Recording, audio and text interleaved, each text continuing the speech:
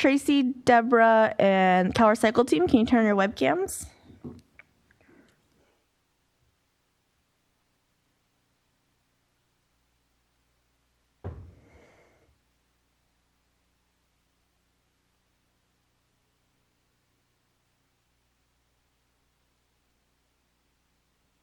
Let's see, Scott. Scott, are you there?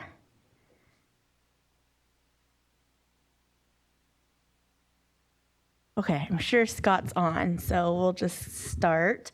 So welcome to the fourth of the 5 webinars that we're going to go over on the model tools. For today's webinar, we're going to be focusing on the procurement policy. Just as a note, the webinars are being recorded and the PowerPoints will be posted along with the recordings after we convert it to ADA compliance. We will also be taking questions live at the end of the presentation. So if you have a question, please put an asterisk in the question feature of the GoToWebinar, and we will call on you to ask your question in the order that they've come in. If you are not on the GoToWebinar link and you would like to be but don't have the link, feel free to email the SLCP inbox and I will shoot it your way.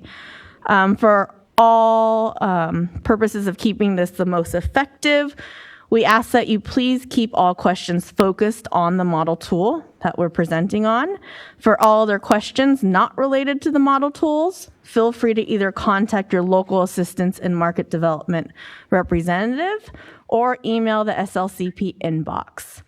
Before we dive into the presentation, I would like to thank HF&H, Deborah Kaufman Consulting, and Diversion Strategies for developing the model tools. Also, I'd like to thank our resource group, as well as all of the CalRecycle staff who contributed to the tools. Before we start the presentations, I would like to introduce Tracy and Deborah. So Tracy Swanborn is a senior manager with HF&H. She has 30 years of consulting experience assisting local governments. Her expertise is in planning diversion programs, managing competitive procurements for collection, processing, and disposal, and developing contracts and ordinances. Tracy has been focused on SB 1383, actively tracking the rulemaking, presenting requirements to jurisdictions, and assisting jurisdictions with preparation of action plans and compliant franchises. She manages the development of the 4 CalRecycle model tools, which, as you guys know, include the model franchise, ordinance, procurement policy, which we're going to go into, and the model food recovery agreement, which will be this afternoon. And then on to Deborah. So Deborah is a zero waste and sustainability consultant with more than 30 years of experience helping local governments plan and implement zero waste programs and facilities, developing recycling, organics, and procurement policies, advocating for and interpreting statewide recycling and composting laws, and conducting strategic planning. She was the project manager for the development of Stop Waste Mandatory Recycling and Organics Ordinance, and she led the development of the Model Organics Disposal Reduction Ordinance and Model Procurement Policy for CalRecycle with HF&H. Ms. Kaufman has experience with ordinance and policy development, adoption, and implementation. So now I'd like to turn it over to Tracy.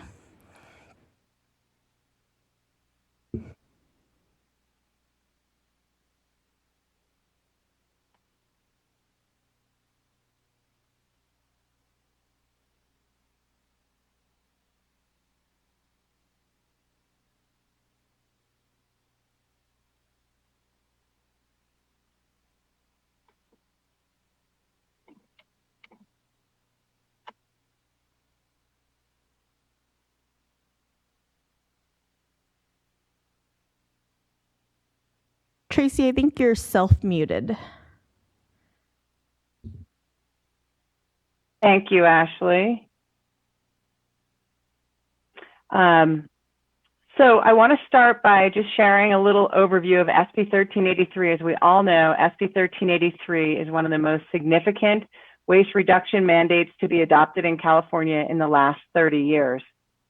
The legislation has significant policy and legal implications for state and local governments. To assist jurisdictions with implementation of SB 1383, HF&H, along with Diversion Strategies and Deborah Kaufman Consulting, have worked with CalRecycle to develop the 4 model tools Ashley just described. Today, Deborah and I are pleased to present the Model Procurement Policy. The purpose of the Model Procurement Policy is to provide example language that jurisdictions can use to create a new organic waste product procurement policy or to amend its existing procurement policies to support compliance with the SB 1383 organic waste product procurement and recycled content paper requirements. Before I dive into the presentation, I do have to go over a few disclaimers, a little bit of fine print. The Model Procurement Policy is for example purposes only. It should not merely be duplicated without consideration of an individual jurisdiction's particular needs or circumstances. And it's not intended to cover each and every circumstance or situation, nor can it anticipate specific needs, although we've done our best to do as much as we can. In addition, we've aligned the language in the model with the regulations. However, in the event of any conflict, the language in the regulations should prevail over the language in the model tool.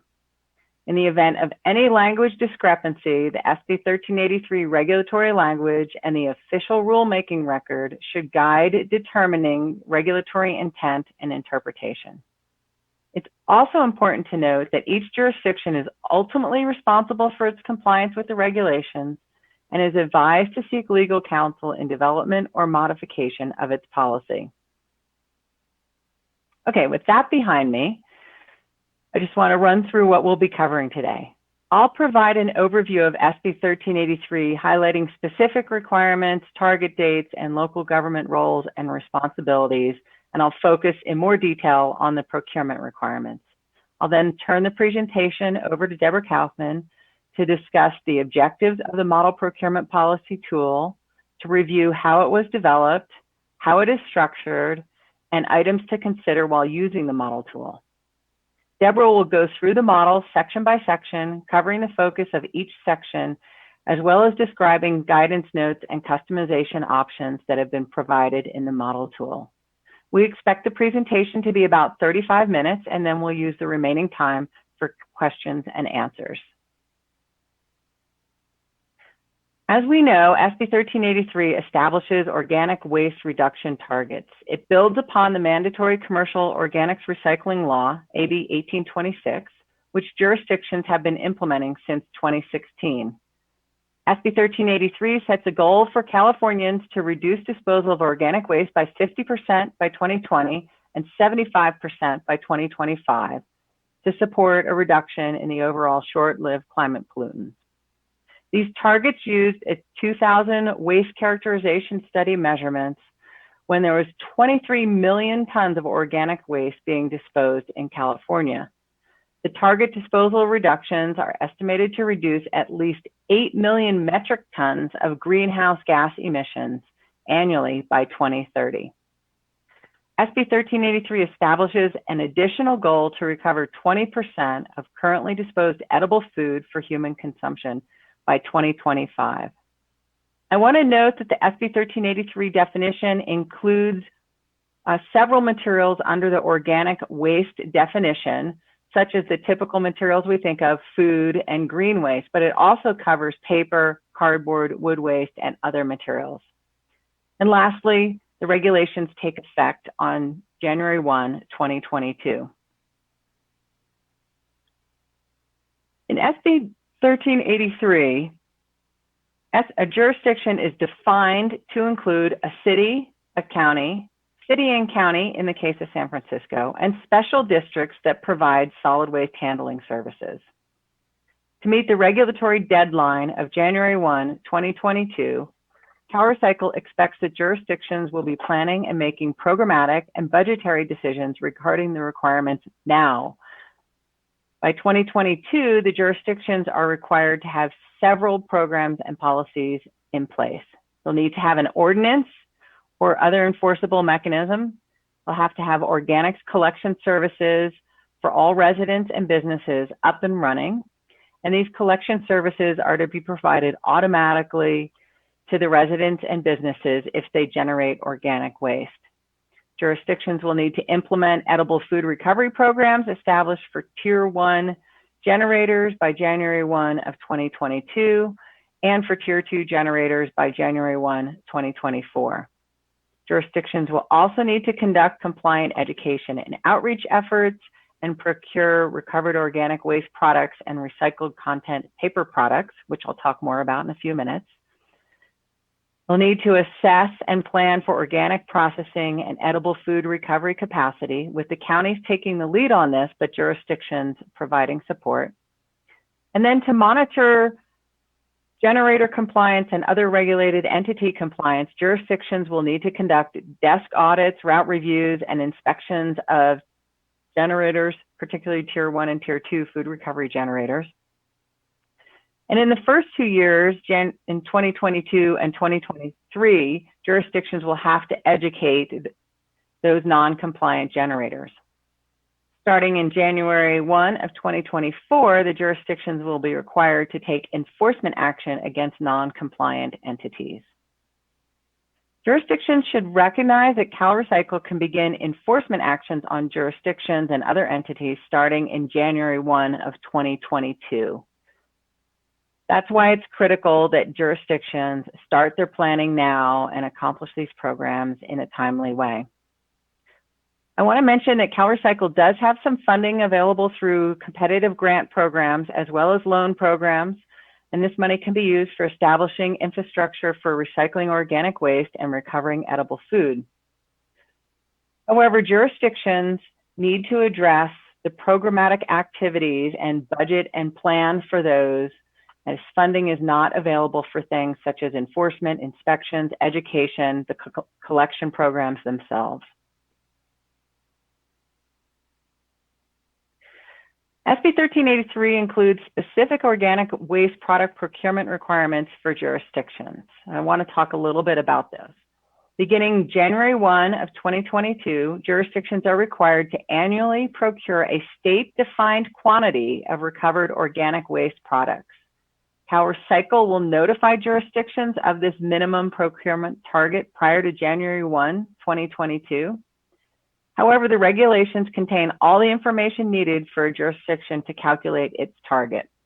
The target is based on population. It's a very simple formula. It's 0.08 tons of organic waste per Californian resident per year.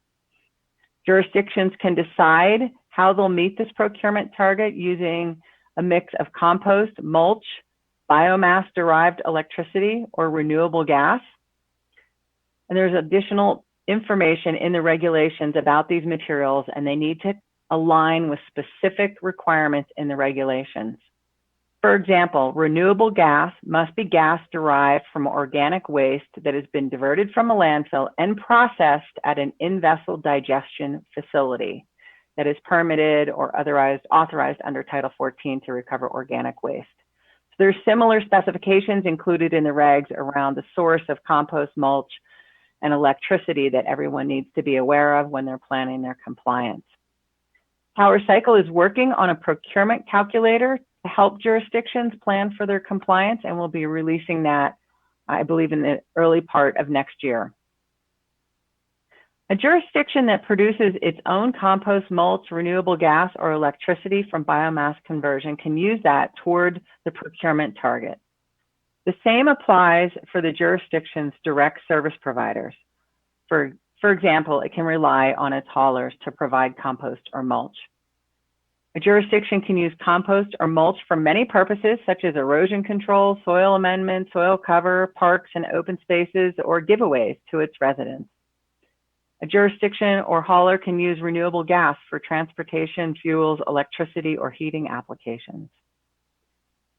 Another section of the regulations in Article 12 is the requirement that jurisdictions procure recycled content paper when it's available at the same price or less than virgin materials. And finally, the paper products that are procured must meet the Federal Trade Commission recyclability guidelines. As I mentioned, getting started now on SB 1383 is important because the deadlines are coming up, but I think it's also really important because this law is going to involve several departments within your jurisdiction, so you'll need to engage with all of them. So let's talk specifically about how this relates to the model procurement policy. At the top, you'll see City Council or your Board of Supervisors. They're going to be involved in improving the policies. City managers and county administrative officers will be involved in assigning staff to develop the SB 1383 compliant procurement policies and assigning staff to implement those policies. The purchasing department staff will, of course, be really central to developing and implementing the procurement policy. You're likely to have public park staff be involved in using organic products such as compost and mulch for local applications to parks and landscaped areas. And you may have your fleet department involved in procuring renewable gas if you're relying on that to fuel the jurisdiction's fleet of vehicles. So with these several stakeholders involved, it's really important to start engaging with these departments in the planning efforts and then transitioning into the implementation activities. One thing I want to clarify is that the SB 1383 regulations identify jurisdictions, as I mentioned, as a city, county, or city and county, as well as the special districts. But when it comes to the organic waste product procurement target in Article 12, it specifically excludes the special districts. So only the cities and counties need to comply with this requirement to procure the compost, mulch, electricity, or gas. With regard to the recycled content paper procurement, however, all jurisdictions, including the special districts, must comply. Another caveat to this requirement is that rural cities and counties are exempt from the recovered organic waste product procurement requirements until January 1, 2027. But they are still responsible for meeting the recycled content paper requirements starting in 2022. At this point, I'll turn the presentation over to Deborah Kaufman to talk more about the policy in detail. Thank you, Tracy, for the overview of the key SB 1383 regulations and the summary of organic waste product procurement requirements. I'll present considerations to keep in mind when using the model recovered organic waste procurement policy, general guidance for its use, and highlights of the 6 sections of the policy. The model procurement policy's main objective is to support jurisdictions with planning, implementation, and compliance with SB 1383's procurement requirements for recovered organic waste products and recycled content paper. The model includes example procurement provisions, many of which reflect specific SB 1383 requirements. It can be used to create a new procurement policy, where it can also be used to amend current policies to become compliant. The model contains guidance notes in order to help the user maintain compliance while adapting and customizing the model for a jurisdiction-specific purposes. I'd like to briefly discuss how the model procurement policy was developed and what you can expect. The model policy was designed to be customizable for a diverse range of jurisdictions while providing flexibility. And as I mentioned, upon revision, it can be used as a standalone document, or it can be used to amend existing policies. And it reflects regulatory language. Guidance notes are directly embedded throughout the model to provide context for provisions, guide jurisdictions on strategies for tailoring language, and to highlight relevant SB 1383 regulations. And while we've provided a wide range of options and guidance, jurisdictions will need to customize the example language to fit their needs and are likely to integrate these provisions into the framework of existing policies. However, it is important to understand the requirements of SB 1383 and how they were adapted for the policy. In a few minutes, I'll review key provisions of the model policy. And I want to note that the scope of the model policy generally doesn't extend beyond the elements required by SB 1383 unless it's noted in the model as an additional option. Other purchasing requirements unrelated to SB 1383 will need to be brought into the final policy by the jurisdiction that adopts it. I'd like to note some important considerations to think about as you use the model procurement policy. As I mentioned, the model is designed to be customizable, providing options to address a range of procurement choices. The model policy is focused on the SB 1383 procurement requirements for organic waste products, as well as purchase of recycled content paper and paper products. And again, jurisdictions may want to expand the policy to cover non-organic recycled content products and products with other environmentally preferable trades. Jurisdictions are responsible for SB 1383 compliance, and the model policy usage does not exempt a jurisdiction from complying with all SB 1383 requirements. The model policy includes example language that supports compliance, specifically with Article 12, which is procurement of recovered organic waste products, and Article 13, which is reporting for it in the SB 1383 regulations. These should be reviewed as these are the sections that are most relevant to this policy. Each jurisdiction is responsible for involving its own legal counsel to perform legal review and approval processes that are typically required by the jurisdiction for approval of such policies. When adopting a new or amended policy, it's advised that the review and adoption process involve engagement with the affected parties. And the provisions in the model policy are examples of how the SB 1383 requirements can be integrated and worked into a jurisdiction's policies. Jurisdictions are not required to use this exact language, and the language should be considered in the context of the specific requirements in SB 1383 regulations and need to be adapted to the jurisdiction's unique conditions. The model procurement policy, as you can see, is a colorful document. The text highlights and colors, as displayed in this screenshot, provide guidance and optionality. Guidance notes are highlighted in green, and they're integrated into the model procurement policy to explain how specific sections and provisions of the model can be customized for a jurisdiction's needs. Notes highlighted in blue identify various options or areas where specific information is to be inserted or selected. SB 1383 specific content is shown in blue font, and policy language not specific to SB 1383 is shown in black font. The SB 1383 specific content follows closely with the regulatory language. In most cases, the black font relates to SB 1383 requirements, and it's included to provide context on how SB 1383 related provisions can be integrated into a procurement policy. The model policy is organized into the 6 sections listed here. And with the next 11 slides, I'll provide a high-level overview of each section's focus in relation to compliance, and I'll then briefly review customization tips. A jurisdiction's current procurement policy, if one exists, may be structured differently than the model, and it may exceed the minimum standards in SB 1383 related to purchasing requirements. As Tracy described, SB 1383 regulations require a city, county, or city and county as of January 1, 2022 to annually procure a quantity of allowable recovered organic waste products.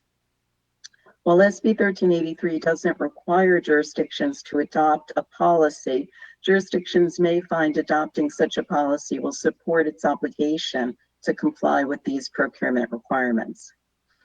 The focus of Section 1 is to provide overarching detail on why the policy exists and the environmental and regulatory goals in adopting the policy. It explains that a purpose isn't required by the regs and doesn't need to be added, but it's included to provide further clarity on the purpose of the policy.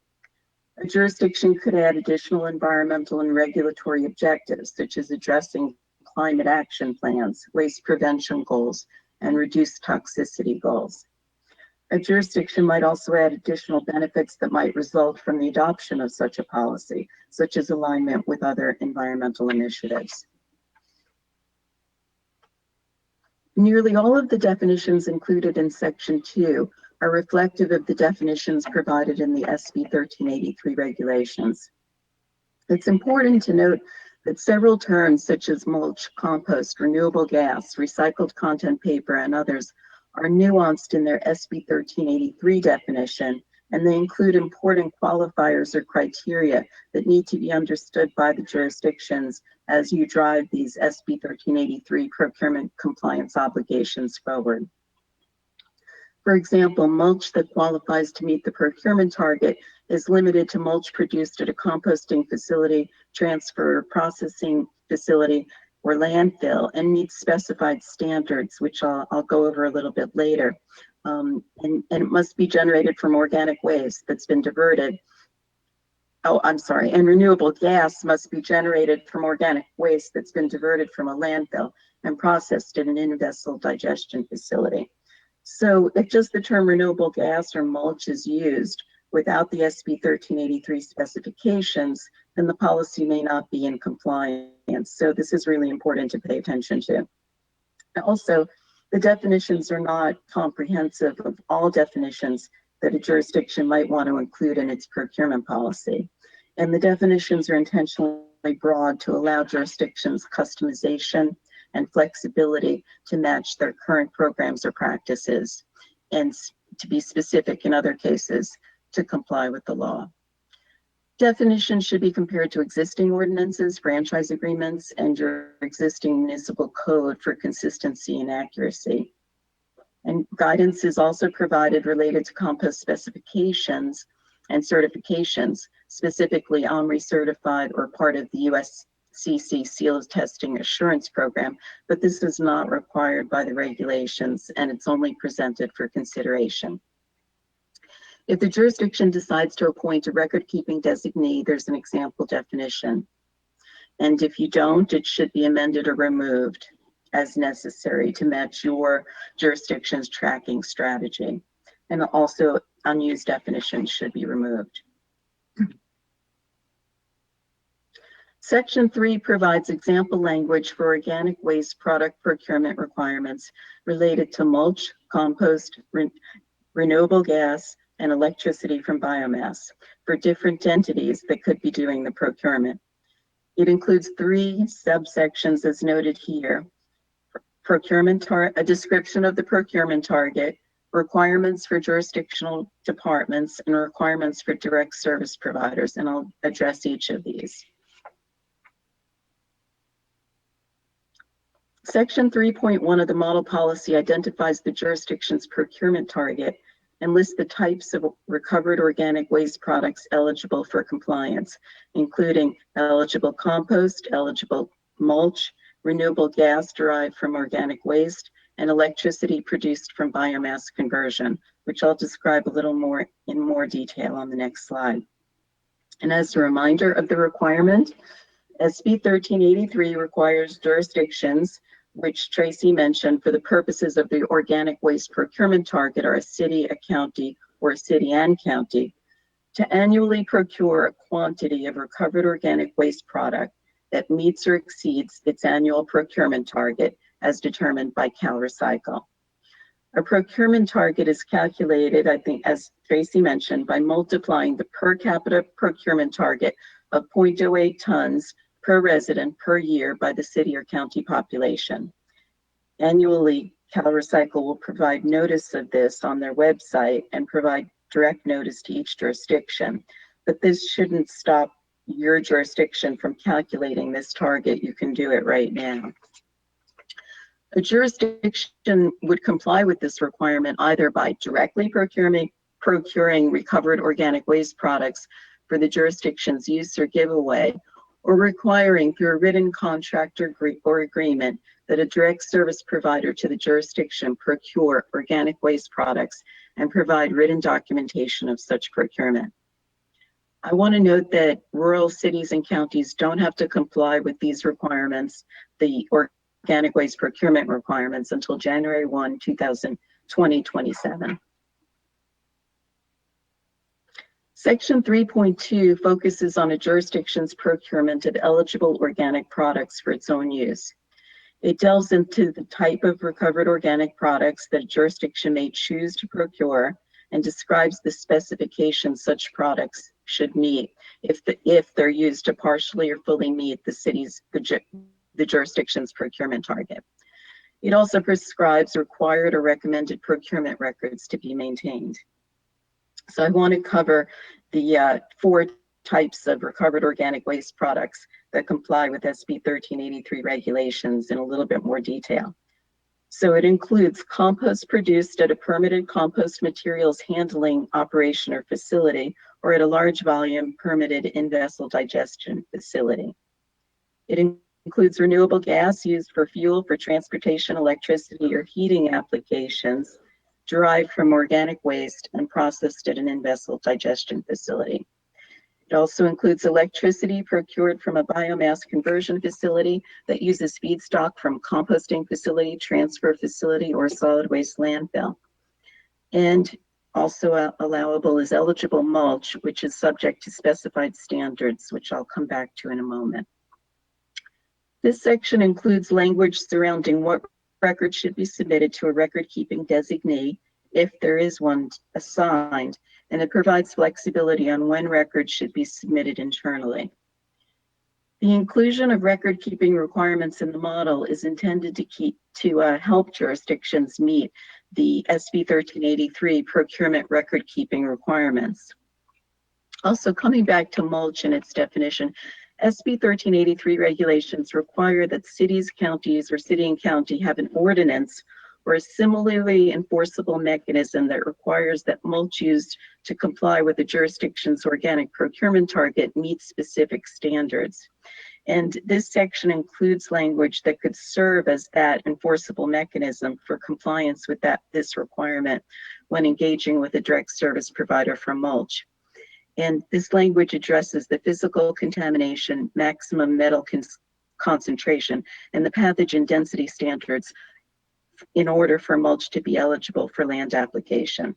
And that gets back to the importance of using the definitions and the regulations for compliant organic waste products to meet a jurisdiction's procurement target. Section 3.3 focuses on requirements that a jurisdiction might choose to place on its direct service providers to help it meet its organic product procurement target, and also to comply with the MWELO components of SB 1383. This section outlines MWELO requirements for landscape service providers, which can help a jurisdiction comply with the requirement that they establish an enforceable mechanism to require compliance with certain sections of the MWELO, specifically related to compost and mulch application. This section also includes sample language if a jurisdiction chooses to rely on a direct service provider to help it achieve its organic waste procurement target.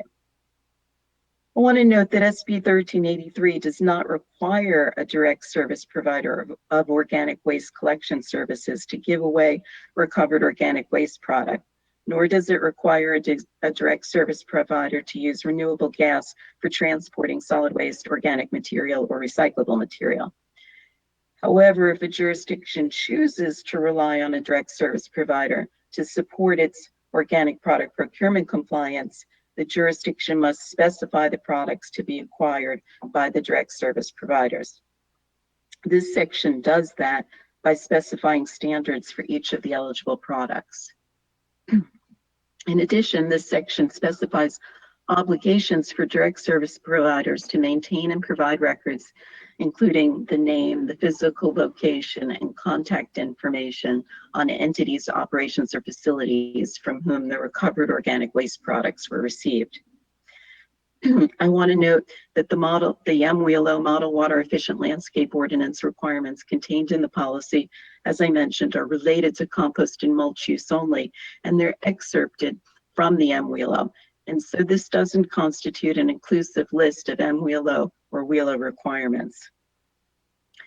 If the city or county requires its franchised haulers or processors to provide a specified quantity of compost or eligible mulch to the city or county and its customers at no charge via its franchise agreement or processing agreement, then there's model language for that in this section. The jurisdiction may be able to partially or fully achieve its procurement target by incorporating minimum renewable gas procurement requirements in contracts for transportation services. And the jurisdiction should decide whether it wants to provide a bid preference for vendors providing transportation services that use renewable gas derived from organic waste, or mandate that a specified amount or minimum percent of fuel purchased by the contractor are renewable gas. However, procurement of renewable gas by vendors is not a regulatory requirement, and as such, this is an optional provision. SB 1383 requires jurisdictional compliance with recycled content paper procurement requirements for two categories of materials: printing and writing paper and paper products, which are defined by the regulations to include items such as paper janitorial supplies, paper cartons, wrapping, packaging, file folders, hanging files, corrugated boxes, tissue, and toweling. Section 4 provides example policy language to assist jurisdictions in including recycled content paper procurement requirements that comply with SB 1383. And it includes two subsections, one for jurisdictions and one for vendors. Section 4.1 focuses on the requirement for jurisdictions to buy recycled content paper and paper products. SB 1383 regulations require all jurisdictions to procure paper products and printing and writing paper consistent with the requirements of the Public Contract Code starting January 1, 2022. This requires all jurisdictions, including rural jurisdictions, to purchase recycled products instead of non-recycled products whenever recycled products are available at the same or lesser total cost than non-recycled items if fitness and quality are equal. Jurisdictions must also ensure that paper products procured are eligible to be labeled with an unqualified recyclable label. The regulations don't prohibit jurisdictions from either using a price preference for recycled content paper products or simply requiring recycled content paper products regardless of price. The regulations define recycled content paper to consist of at least 30% by fiber weight of post-consumer fiber. In all jurisdictions, which for this requirement means cities, counties, city and counties, and special districts that provide solid waste handling services must comply. These requirements reiterate pre-existing requirements on paper products and printing and writing paper to contain recycled content. The model language helps to put these pre-existing requirements into practice and enables jurisdictions to collect records they'll need to show compliance with this aspect of SB 1383 requirements. Jurisdictions aren't prohibited from either using a price preference for recycled content paper or requiring the product regardless of price, as I mentioned. And there are options included around 3 different approaches for those price preferences, which could be comparable or more favorable pricing, a price preference, or no price preference. Section 4.2 requires vendors providing paper products and printing and writing paper to jurisdictions to provide compliant recycled content and recyclable paper and certify the recycled content and the recyclability. SB 1383 regulations require all businesses from whom a jurisdiction purchases paper products and printing and writing paper to certify in writing the minimum percentage, if not the exact percentage, of post-consumer material in those paper products. They must also provide that the paper products offered or sold are eligible to be labeled with an unqualified recyclable label. SB 1383 regulations don't require vendors providing printing services to local governments to use recycled content printing and writing paper. However, the Public Contract Code section 22153 does. Customization options exist in the model to coordinate the level of price preference, if any. And the jurisdiction may want to consider adding additional details in the requirements for vendors above and beyond what is required by SB 1383. For example, a jurisdiction may choose to add that the vendor records include dollars spent for each type of product. Section 5 assigns the responsibility of record keeping to a specified designee in a specified department and lists the duties assigned to the designee. SB 1383 requires jurisdictions to maintain records to show that they've met their organic waste procurement target and also that they purchased paper meeting the specified recycled content standard. Jurisdictions will need to include copies of invoices, receipts, and other proof of purchase. SB 1383 doesn't specify that a department or person be assigned the sole responsibility of collecting and maintaining documents needed to demonstrate compliance. However, we think it may make sense to identify staff responsible for record keeping.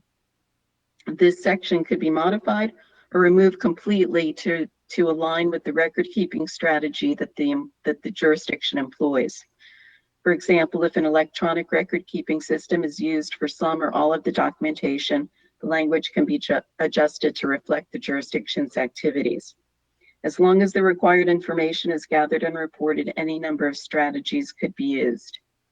However, for larger agencies, it might make sense to identify a responsible party. Section 6 covers the effective date for the policy. SB 1383 states that jurisdictions shall annually procure their calculated organic waste product procurement quantity beginning January 1, 2022, with the exception of rural jurisdictions. The guidance provided notes that if a policy is not going into immediate effect, the jurisdiction can reword the example language to include a later effective date, but no later than January 1, 2022, per the requirements. Rural counties and jurisdictions located within those rural counties are exempt from organic waste product procurement requirements until January 1, 2027, but all jurisdictions have to comply with the recycled content paper procurement by January 1, 2022. Okay, the model procurement policy provides example language. Given the diversity of jurisdictions and their approaches to procurement, the model language will need to be customized. We recognize it may not be a perfect fit for each jurisdiction, but it should provide a solid foundation for jurisdictions to create their own policy or amend their existing procurement policies to integrate SB 1383 requirements. I'll wrap up the presentation with a few tips to keep in mind as you use the model procurement policy.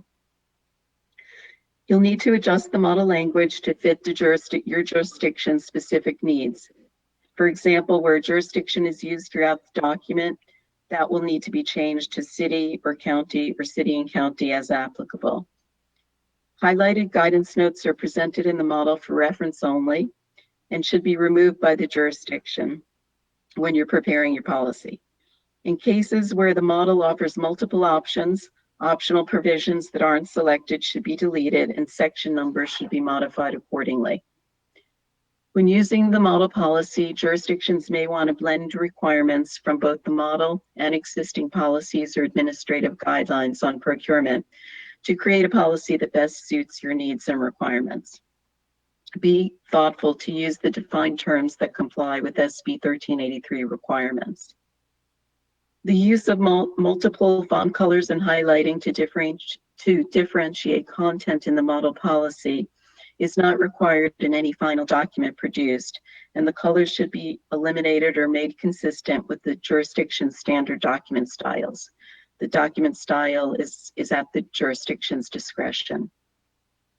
As we noted at the beginning of the presentation, each jurisdiction is ultimately responsible for its compliance with the regulations and is advised to seek legal counsel in developing or modifying its policies and agreements. CalRecycle, in conjunction with HF&H Consultants, has developed a series of case studies that spotlight how jurisdictions and entities are implementing aspects of SB 1383. They've created 2 case studies for each of the model tools. And for the model procurement policy, they're showcasing the City of Manteca Waste to Fuel program and the Hitachi Zosen Innova facility in San Luis Obispo County. You can read about their implementation process and lesson learned by following the links provided on this slide.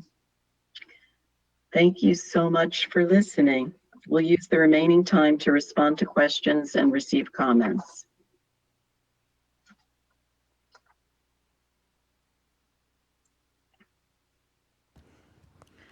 Perfect. Thanks so much, Tracy and Deborah. That was a great presentation. I'm sure this will help our jurisdictions and the rest of our stakeholders. So before we dive into questions, I just wanted to acknowledge that we do have CalRecycle staff also on the line to be able to answer the procurement questions. You could see Scott and Michelle. And then we also have representatives from our enforcement group and our local assistance group. So as a reminder, if you have not put in your question yet and you have a question, you could either enter your question in, or we'll be taking live questions. So please put an asterisk in the question feature of GoToWebinar. Once we unmute you, we will call out your name. Please state your name and your affiliation.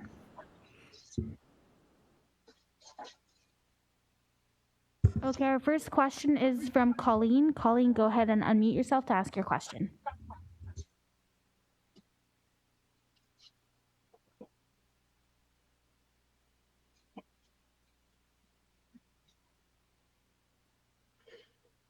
Okay, I will ask Colleen's question. Her question is, why was electricity generated from biosolids co-digestion not included for credit? Why only food waste? Law applies to both food waste as well as biosolids. Scott or Michelle? Sure, I can jump in for that one. Thank you for your question, Colleen, and Scott, feel free to jump in if you have anything to add. The SB 1383 regulations are focusing on organic waste diverted from landfills. And while biosolids are considered an organic waste, the energy products produced in vessel digestion facilities and POTWs, that sewage sludge coming in, that is not typically landfilled, and that is not considered organic waste in the regulations. So the renewable gas produced just from that sewage sludge and incoming wastewater, that is outside of the scope of the legislative intent of SB 1383. And so just the portion of energy products that are produced from landfill diverted organic waste will be considered as counting towards the procurement target. Hopefully that answers your question. Yeah, and just to add to that, biosolids output from POTWs, whether they're co-digesting or not, if that is sent to a permitted compost facility as outlined in regs and composted and turned into a marketable compost, that can count towards the jurisdiction's procurement requirements.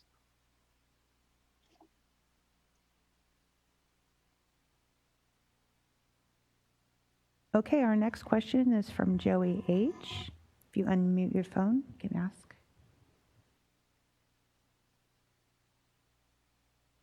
Hi, I just had a question in regards to the procurement. You gave the definition of jurisdiction, but then you also said that for the procurement target, a county and a city could potentially, I guess, partner up to procure that as a group. Can you detail that a little bit more? Deborah or Tracy, do you want to take that first? This is Tracy. I'll jump in there. I think that's just a little bit of a misunderstanding. We refer to city and county, which is defined in the regulations as a jurisdiction. It specifically applies to San Francisco, who is, in fact, a city and a county at the same time. So the regs don't specifically address other city and county types of partnerships. I don't think they would be prohibited, but any sort of procurement that would occur that way would have to occur through a written agreement or contract, and there'd have to be documentation associated with that for the annual reporting. Definitely, it's perfect. And it's kind of the direct service provider kind of language in the regs that you look to address a cooperation agreement with the city or multiple cities or the city and the county, that kind of thing.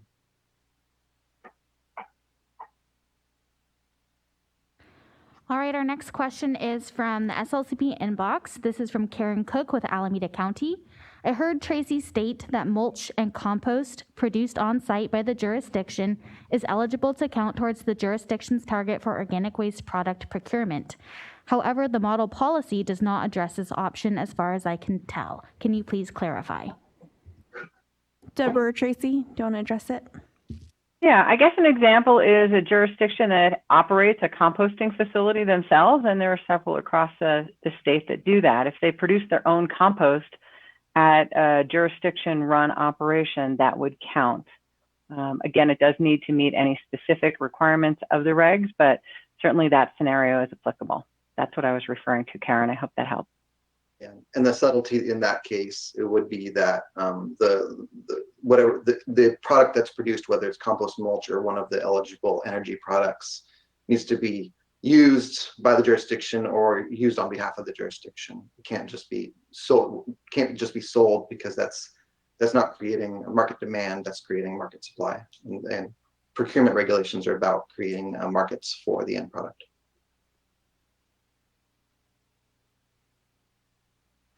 All right, our next question is from Rory. Have you unmuted if you want to unmute your phone and ask your question?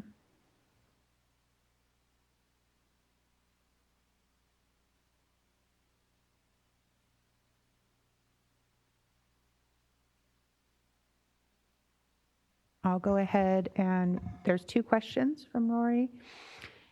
Is the quote, no greater cost, unquote, language by each specific product, or can it be applied to the quote unquote package of the paper and products in total?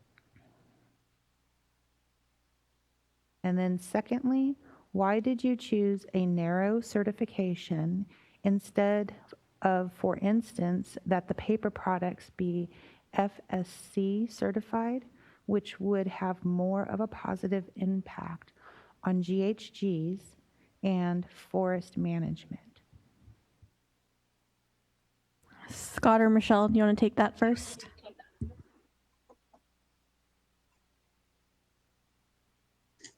Sure. I mean, what we ended up settling on with regulations went through the public process, and we workshopped a number of ideas, and what we ended up deciding on is in regulations. So there's, as you know, with regulation process, there's a fair amount of back and forth and public comment, and the decision was made to go with what we ended up citing in regs.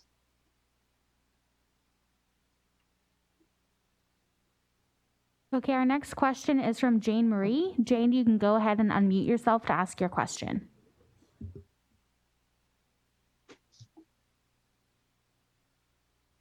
Okay, apologies. Scott, can you address the first question that Rory asked? That was, is the no greater cost language by each specific product, or can it be applied to the package of paper products in total? That's a good question. That's a subtlety that I'm not sure if I really understand. We could definitely take that offline if you're willing to have a conversation. And if we can provide some more clarity in our outreach and websites on that, on anything, including this, we're going to be identifying that through this process as well. Okay, so thank you, Scott. Now back to Jane Marie. Jane, you can unmute yourself to ask your question. Hi, I just had a question for on page 94. The conversion for mulch, it just states 1 ton of mulch is equivalent to 1 ton of organic waste. Could you please provide a cubic yard conversion so we have some type of actual conversion factor there? Like, for example, I guess I'd point to CalRecycle. The regs are very specific that it equals 1 ton, and perhaps that's something you could address through the CalRecycle could address through frequently asked questions. And I've To asked, include some type of cubic yard conversion? okay, because it's just saying it's a 1-to-1 ratio isn't really helping the jurisdictions, right? Yeah, so I think one of the reasons why we didn't have specific cubic yard conversion in this case is mulch. Depending on the moisture content and the source of the mulch and what the materials are, it can range pretty greatly. So the idea was to leave it up to the cities and counties to justify a conversion in their record keeping requirements. And so if there's a conversion that makes sense for jurisdiction based on the type of mulch they're producing, that'll just be part of the justification for in record keeping. Okay, perfect. Thank you so much. Yeah. Can I just ask again, when people are asking questions, to identify their first and last name and affiliation, please?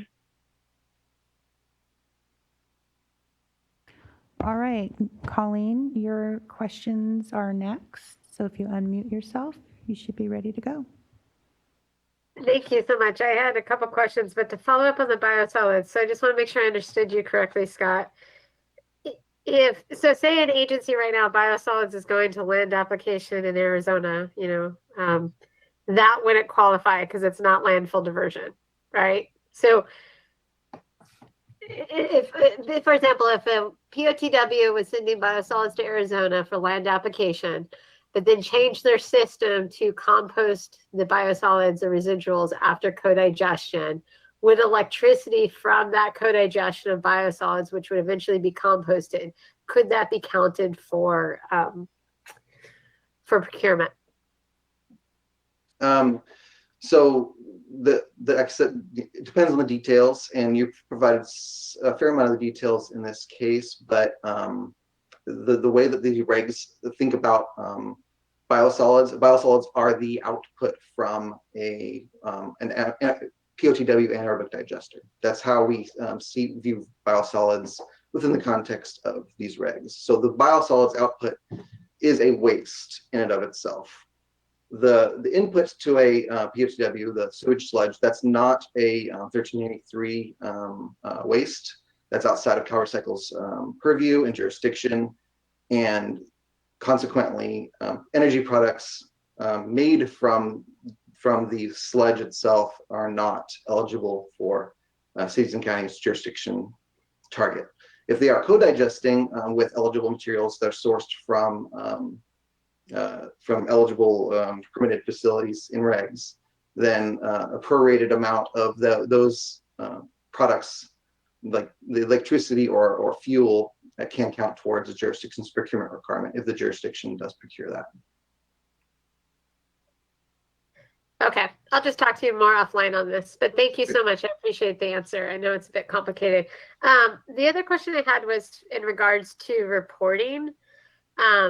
Currently, even the current annual report system by CalRecycle, I think we just submitted a couple dozen attachments and records, but it took my team over 2 hours just to upload and submit those records. So when I'm looking at these procurement policies and the documentation of thousands of invoices across all the city's purchasing agents, that's a ton of time. So I was alarmed by the statement that we would have to submit documentation on the annual reports. I thought maybe we would be submitting documentation if requested.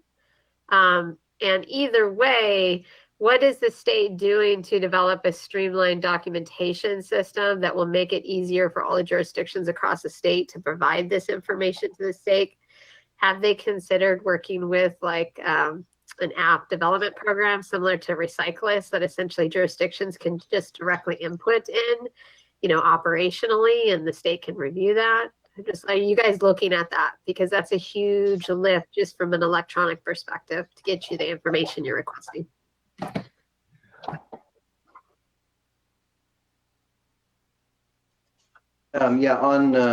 On reporting process and websites, I'll defer to Kara or Ashley on that. But I'll just say that for procurement and for actual annual report content, the requirements are fairly minimal. The workload is going to be, I think you identified, record keeping itself, and that will be utilized at the time of on-site audits and then, you know, site visits or upon request. But Kara? Yeah, Scott, I think you addressed it well. We, again, through the implementation record, reduced significantly the number and types of data that would have to be submitted in the annual report. So I'm wondering, Colleen, if there's something more specific that you're thinking has to be provided in the annual report with respect to procurement versus keeping it in the implementation record. And along those lines, using a system like Recyclist to maintain an implementation record or any other type of tool, Minerva, et cetera, certainly would be acceptable.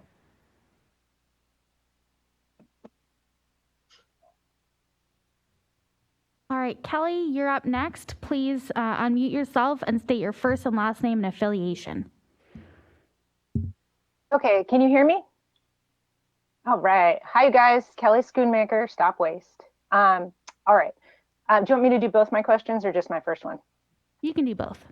All right. Okay.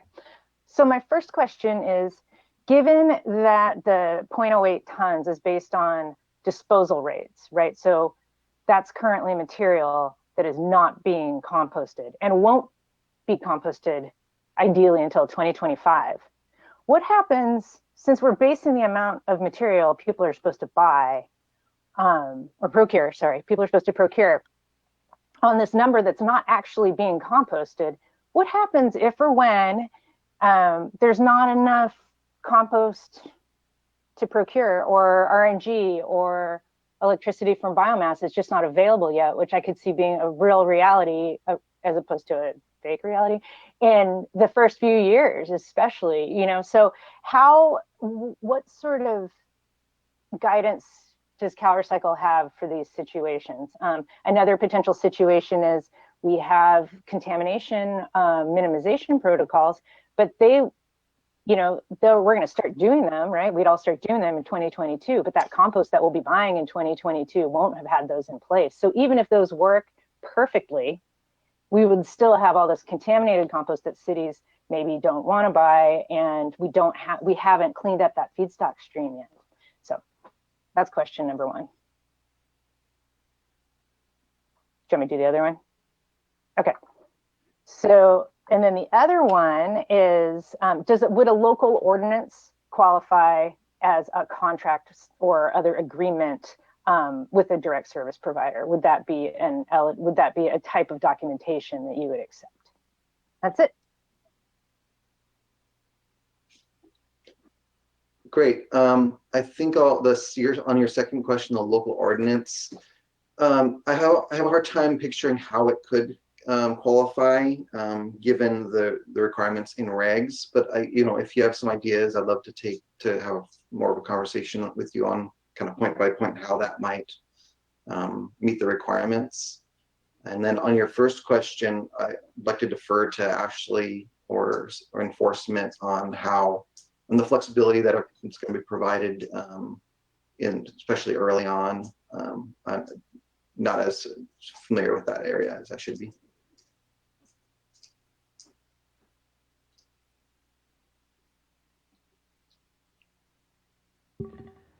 Yeah, I definitely think I can acknowledge that the idea for procurement is creating markets to drive new facilities being built, expansion of facilities, and new materials being pulled from the landfill. And they're intrinsic to that is potentially a chicken and egg issue. So it's something that I've been thinking of a lot for sure. So this is Alan. So speaking from an enforcement view, it's going to be a case by case on all the jurisdictions and all the reporting entities. Understanding each jurisdictions and what's available in the markets and understanding everything as a whole that's available to procure. That would be something that we work with the jurisdiction and look at from that point of view, and have that discussion with each jurisdiction as a whole there. Gary, did you want to add anything to that? Okay.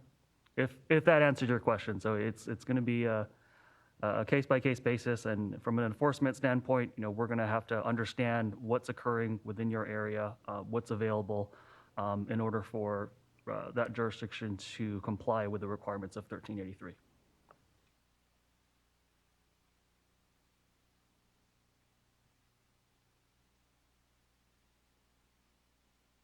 All right, we have a question from Jack Steinman with San Mateo County.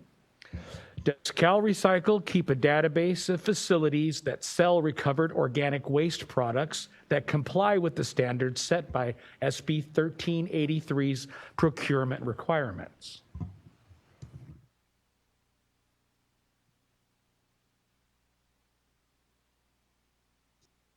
I know that CalRecycle does have various resources available to assist jurisdictions in meeting all of the 1383 requirements. I'll defer to probably Kara or Ashley on the details of how that process will go. Jack, that's a great question. So I'm not sure if we do have a database specifically for that, but I will note that down and then I'll talk it over with our internal team and see if we could potentially develop something.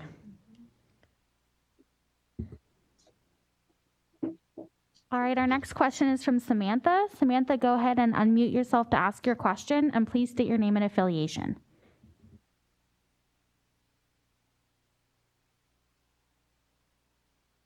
Okay, I will ask Samantha's question. This is from Samantha Carr. Will an updated to-do checklist be posted when the regulations become official?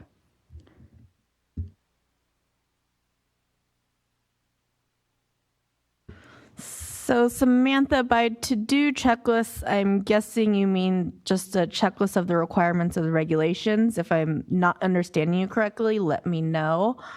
But that is something that we could consider making, just maybe a quick and easy checklist. I think I mentioned this in the other webinars, but we are revamping the 1383 website. Right now, there's about 3 or 4 pages dedicated to 1383. We're working on about 20 right now, which includes FAQs. And so maybe we could do some kind of checklist as well. But Samantha, I'd like to talk to you offline on what you actually mean by to-do checklist to get some further information from you. And this is Tracy. Samantha, you're welcome to reach out to me. My contact information is on the last slide. HF&H does have a checklist that's been updated to reflect the current version of the regs, and we'd be happy to talk with you and share that.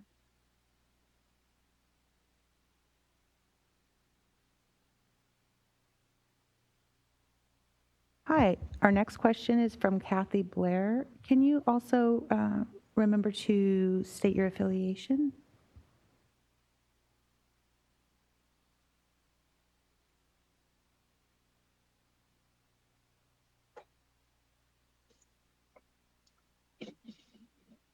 I'll go ahead and read those questions. So the first is, will the questions and answers be available to all participants?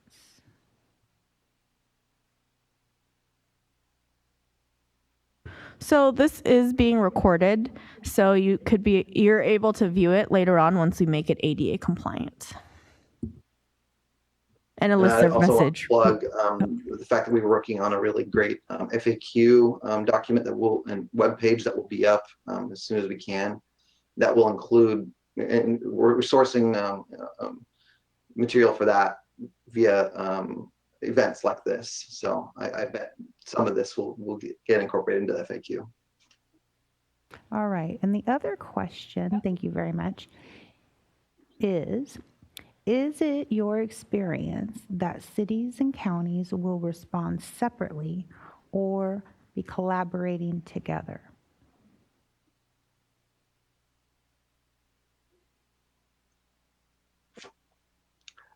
I think this is a novel approach to procurement and requirements. So I think we'll see a lot of both, but I imagine mostly independent cities that are not part of a county for jurisdiction purposes will continue to do so. Tracy, I could see what we've seen so far in working with jurisdictions is that they're looking at their own solutions unless they're part of regional agencies or maybe a very strong county, system, but for the most part, independently unless they're members of a regional JPA.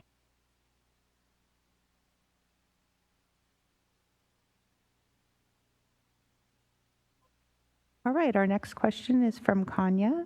So if you could unmute yourself and again state your affiliation. Thank you. This is Konya Vivanti, City of Lakewood. Has CalRecycle or HF&H reached out to the California Association of Public Procurement Officials to talk about this requirement? It's a statewide organization that deals with purchasing.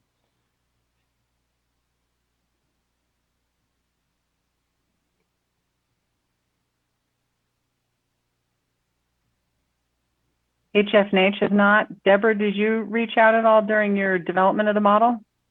Okay. Scott? No, Michelle? Yeah, I think it would be a good idea if CalRecycle did, since it's a public officials, so all up and down the state, you know, cities and counties would be members. And if you could give a presentation on this, that, you know, it's going to be difficult for all of us with all the requirements, you know, to get with our different individual departments and, you know, go over this stuff and explain it to them in a way that they understand, since they're not used to dealing with this type of stuff. So by going to an organization like that, I think would be helpful. Additionally, if there's any kind of sample memos that CalRecycle has or can develop to help the cities with internal communication, some type of sample that we could work off of, a boilerplate or something, to talk to our different departments, just educating them about this. This is going to be, they're not going to understand it. It's going to be difficult for them. And so any help that we can get would be appreciated. Thanks. That's a great recommendation. I can't say whether that particular group has been engaged in our process or not. And I don't recall having met individually with them myself. But thanks for that. We'll take that under advisement and add that to our list. Yeah, Konya, thank you so much. Those are two great suggestions. We have been conducting outreach to various organizations, so we'll be sure to reach out. I know CAPO has an annual conference, and there's probably some opportunities for us to reach out to purchasing professionals and do some training. And then the sample memo, that's another great idea. I know that a challenge that many jurisdictions have been talking about is that, you know, solid waste tends to be in like public works. And when we're talking about procurement affecting multiple departments, it's really challenging for solid waste staff to be able to initiate that conversation. And so I think this is an area where we'll look towards maybe identifying some jurisdictions that have already done some of this work to get some of their best practices on how they've communicated out more broadly. So thanks so much for those suggestions. All right, our next question is from Mark Rappaport, and he is with the City of Folsom. And Mark has two questions. The first is, can a jurisdiction meet their compost or mulch requirement if they sell or distribute it out of the jurisdiction's limits? Deborah or Tracy, do you want to take that one on first and we could chime in?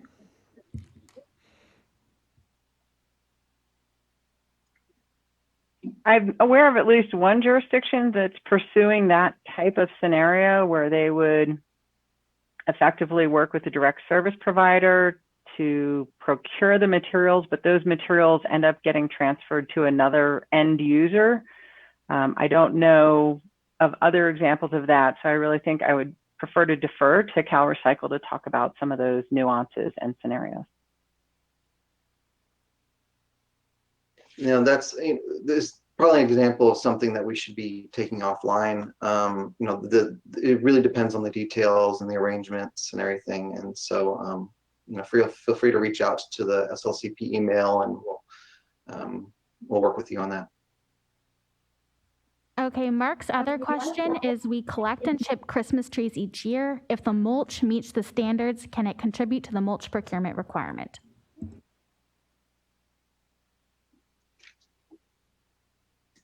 Yeah, I think similar to the last question, you know, it really depends on the details, and we're not really prepared to be taking individual use cases and applying on them in this venue.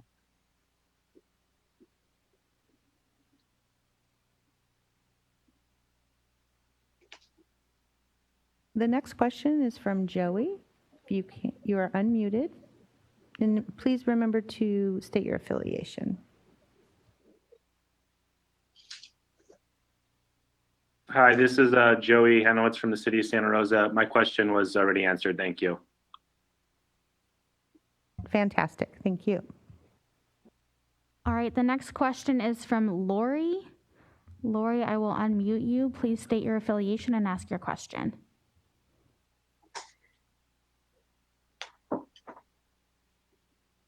Okay, I will ask Lori's question. Have you identified typical fleet types that use special converted fuel?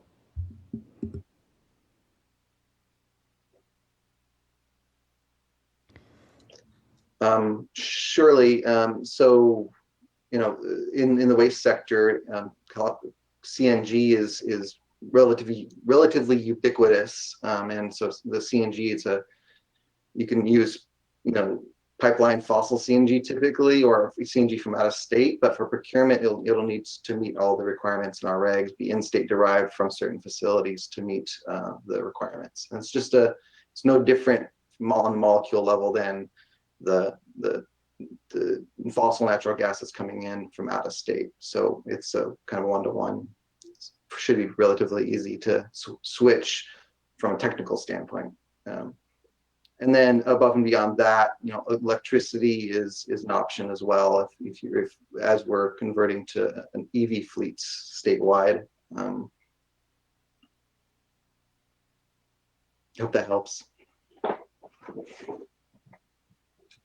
All right, our next question is from Michelle Young.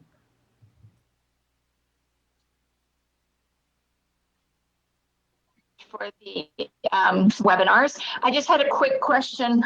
Earlier you mentioned a calculator tool that was going to be available in January. Can you talk a little bit about what that will be, what it will do? Scott, Michelle? Sure. The calculator tool that we mentioned, it will allow jurisdictions to, it's an optional tool that's just one way that they can help plan for procurement and also track their progress in meeting their procurement targets.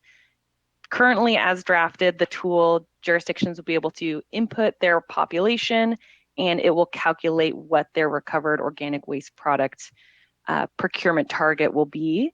And then there will be a few options of how jurisdictions can say, I want to meet 30% of my target through compost and 20% through mulch procurement or different combinations of various products. And it will spit out and calculate what those actual quantities will look like using the conversion factors outlined in the regulations. And there's also a tracking part of the tool. So jurisdictions can keep track of how much of these products they procure on a monthly basis and use it as part of their implementation record for record keeping. And it's just one of the planning and implementation tools that we'll have available. Definitely, and we're really proud of it, and we're excited to get it out there, and we're vetting it with a wide variety of folks right now. But you know, there's no special alchemy involved in this tool. It just takes the conversion factors and the procurement metric and presents it in a way that's a little bit more straightforward and practical. All right, our next question is from Bill. Bill, you can go ahead and unmute yourself to ask your question. Please state your full name and affiliation.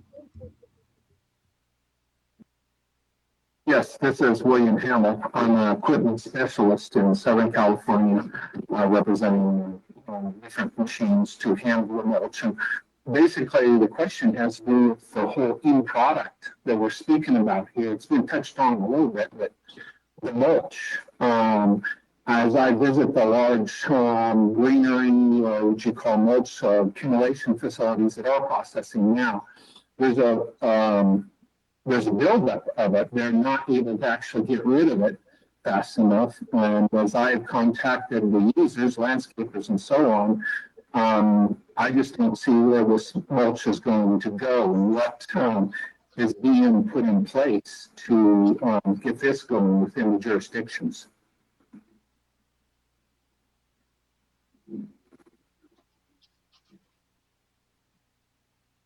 Scott, you're on mute.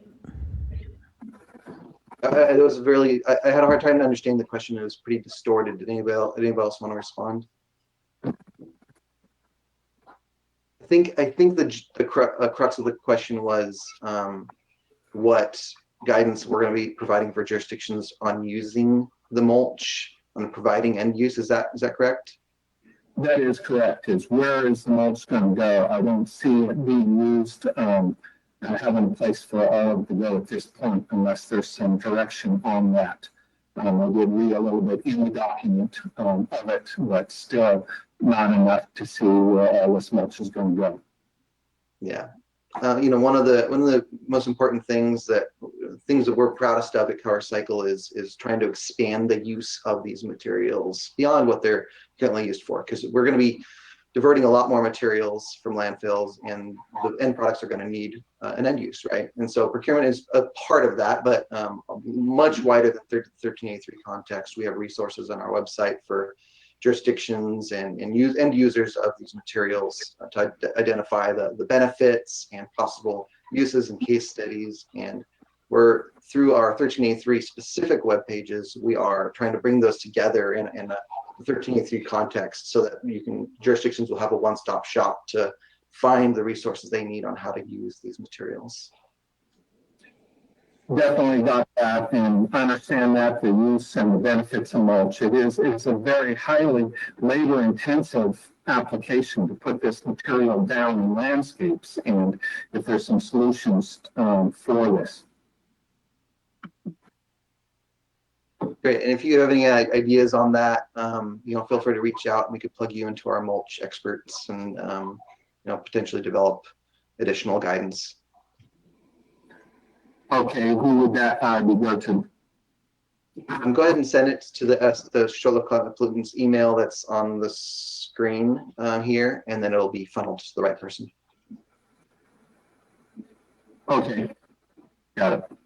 Thank you. All right, our next question is from Cindy with an S. And again, if you can share your affiliation, that'd be great.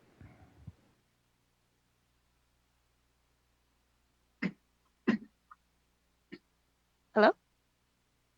We can hear you. Okay, great. So my name is Cindy. I'm from the California Science Center. So and I just wanted to ask, for non-local entities, I didn't see any slides or information regarding non-local entities. So I wanted to know, in regards to non-local entities, what are are there any specific requirements? And I'm asking this, I guess, maybe on behalf of state departments who have to procure their own waste and recycling services.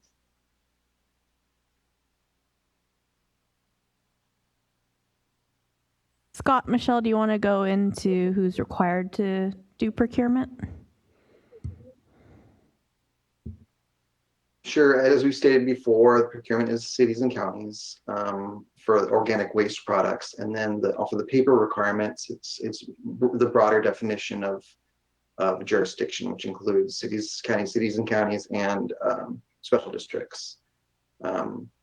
So I'm not sure what else I could add there. Anybody else? Hey, Cindy, we may have some other programs here at CalRecycle that address for state agencies, so we'll follow up with you.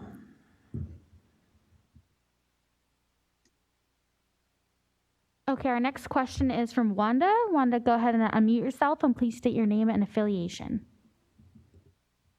Hi, I'm Wanda Reddick from the City of Oakland. I have two questions.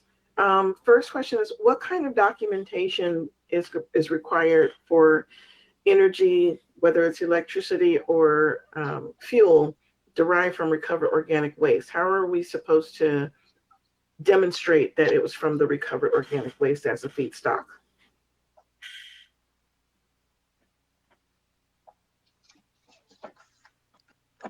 Thanks for your question, Wanda. So in the regulations, it does outline in section 18993.1 on some of those different requirements that products will have to meet.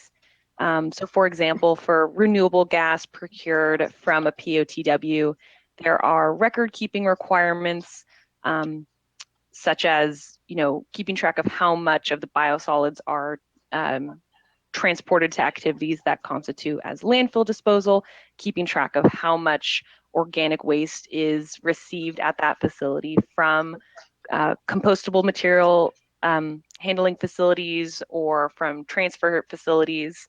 So the regulations do outline some of those different requirements, and the following section 18993.2 will outline the different record keeping requirements that are included, that are required for the implementation record. That'll include for those energy products, documentation of quantities of organic waste received and different things like that. So hopefully that helps. Okay, and the other question is, when jurisdictions own property that's located outside of their borders, how is it's not clear to me, are we responsible, is the jurisdiction that owns that property responsible for procurements, like campsites? Some cities own campgrounds in other jurisdictions. Maybe we can have a conversation about that offline. I'm not sure exactly what the question is regarding procurement. I'm not sure either. Okay. But I'm trying to figure out, what's the relationship to the requirements for those properties, and who's responsible ultimately for meeting the regulations for those properties. The procurement regulations are on the city and county themselves, and where owned property, I don't think that's relevant to the scope of what this what the procurement regulations require. So it's the jurisdiction where they're located. Yes. So just to be clear, the procurement regulations,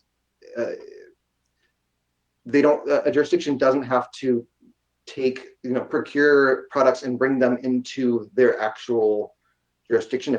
If they have property outside of their actual city boundaries, they could be utilizing the product there. They could be utilizing fuel when they're driving outside of their jurisdiction, and also to re-emphasize the waste diverted that the product is made of doesn't even have to be the actual waste that came from the jurisdiction. So we uncoupled that to provide as much flexibility as we can.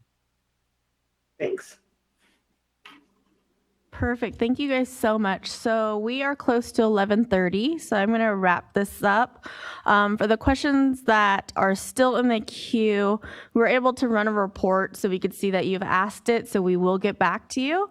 For any further questions on the model tool or any general 1383 questions, please feel free to use the email address on the webinar. It's the SLCP inbox, and we will get back to you.